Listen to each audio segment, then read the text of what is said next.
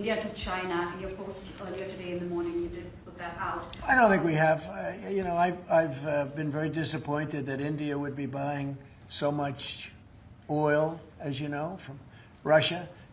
And I let them know that. We put a very big tariff on India, 50% tariff, very high tariff. I get along very well with Modi, as you know. He's great. He was here a couple of months ago. In fact, we went to the Rose Garden, and the grass was so soaking wet.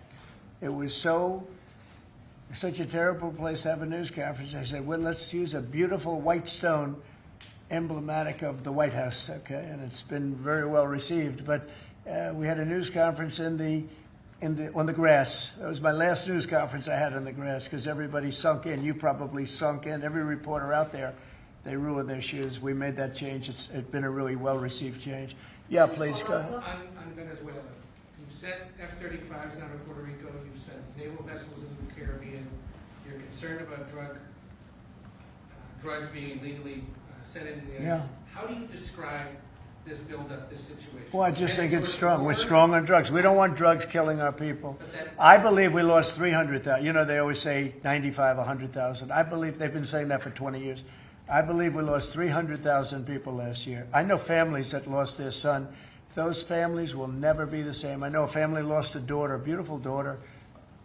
In fact, it was like she took something that she thought was like a minor deal, and it turned out to be riddled out with fentanyl, the size of the head of a pin, and you're dead. And no, we're stopping the drugs. We're going to save a lot of people. Look, whether it's 100,000, but it's not. It's 350,000 people died last year from drugs.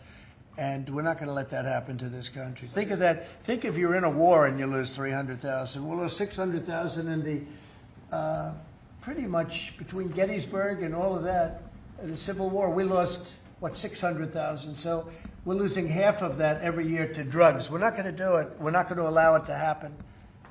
You think of the wars. If we lost 600,000 people in a war, but we lose that every 2 years, more than that. So it's 300 to 350,000 people. And when I see boats coming in, like loaded up the other day with all sorts of drugs, probably fentanyl mostly, but all sorts of drugs, and we're going to take them out. And if people want to have fun going on the high seas or the low seas, they're going to be in trouble. I will tell you, boat traffic is substantially down in the area that happened. And they called it the runway. It's a runway to the United States. And boat traffic is very substantially down on the runway. You can imagine why. I think anybody that saw that is going to say, I'll take a pass. I don't even know about fishermen. They may say, I'm not getting on the boat.